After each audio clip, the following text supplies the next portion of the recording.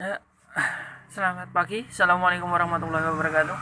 Ini ada unit Honda CBR 150 cc.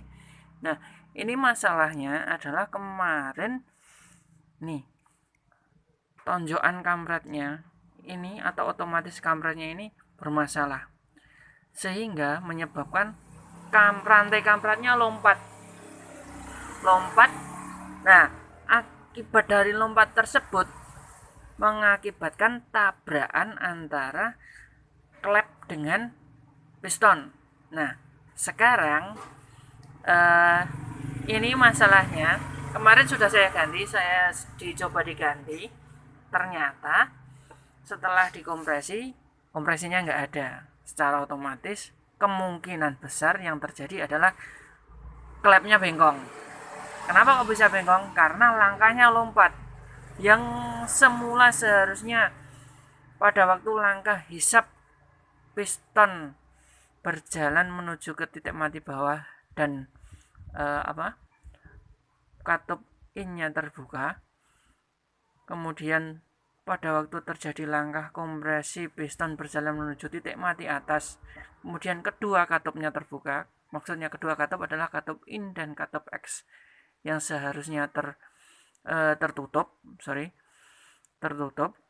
Kemudian terjadi langkah usaha. Langkah ketiga adalah langkah usaha piston berjalan menuju ke titik mati bawah. Dan pada waktu akhir langkah usaha, katup X mulai terbuka. Dan langkah keempat yaitu langkah buang piston menuju ke titik mati atas dan katup X-nya terbuka. Seharusnya langkah 4 tak itu seharusnya langkah seperti itu. Karena kemarin ini dan setelan kampretnya ini bermasalah, langkah yang seharusnya terjadi seperti yang saya jelaskan tadi, itu seharusnya terjadi seperti itu. Nah, terjadinya tidak seperti itu. Sehingga ketika piston berjalan menuju ke titik mati atas, ada katup yang terbuka, entah itu katup X maupun katup in terbuka. Nah, apa yang terjadi ketika piston menuju ke atas dan katup in atau katup X-nya terbuka? Yang pasti akan terjadi tabrakan.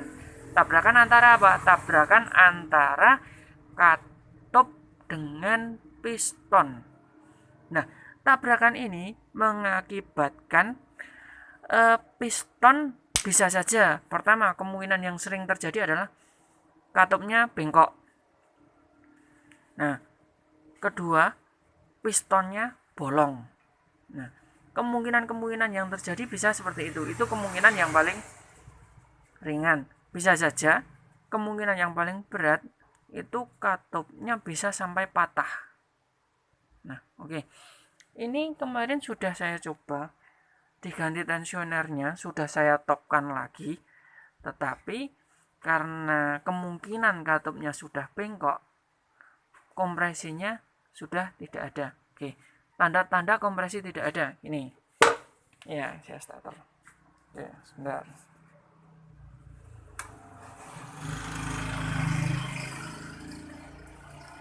Ketika di starter mulai.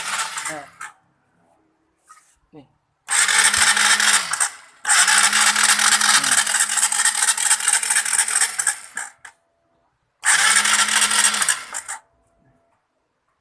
Terdengar kan? Apabila motor ini masih ada kompresinya, pasti ada tekanan tendangan baliknya apabila motor itu tidak hidup ketika di starter. Nah, oke. Nah, ini adalah salah satu contoh kerusakan yang terjadi pada silinder kop. Nah, ini adalah contohnya. Contohnya seperti itu. Jadi, disebabkan oleh tensioner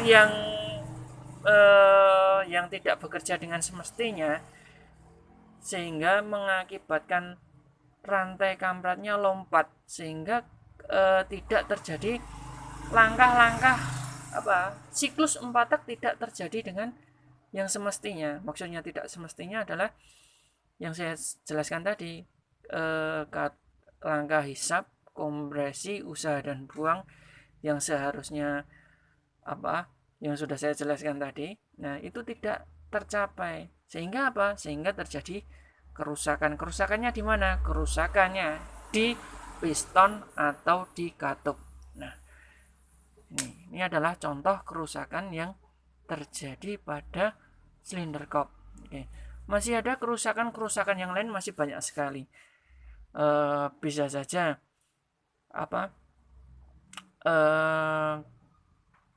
noken asnya yang biasanya yang terjadi adalah noken as aus atau temlarnya aus di sepeda motor 4 tak. Itu terjadi kenapa? Terjadi karena kurangnya pelumasan, sistem pelumasan yang kurang baik. Sistem pelumasan yang kurang baik itu terjadi karena apa? Pertama, penggantian oli yang tidak teratur.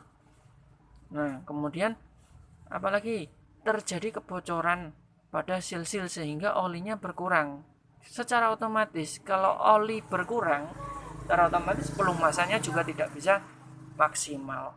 Nah, sekian itu saja salah satu contoh dari kerusakan yang ada di silinder kop.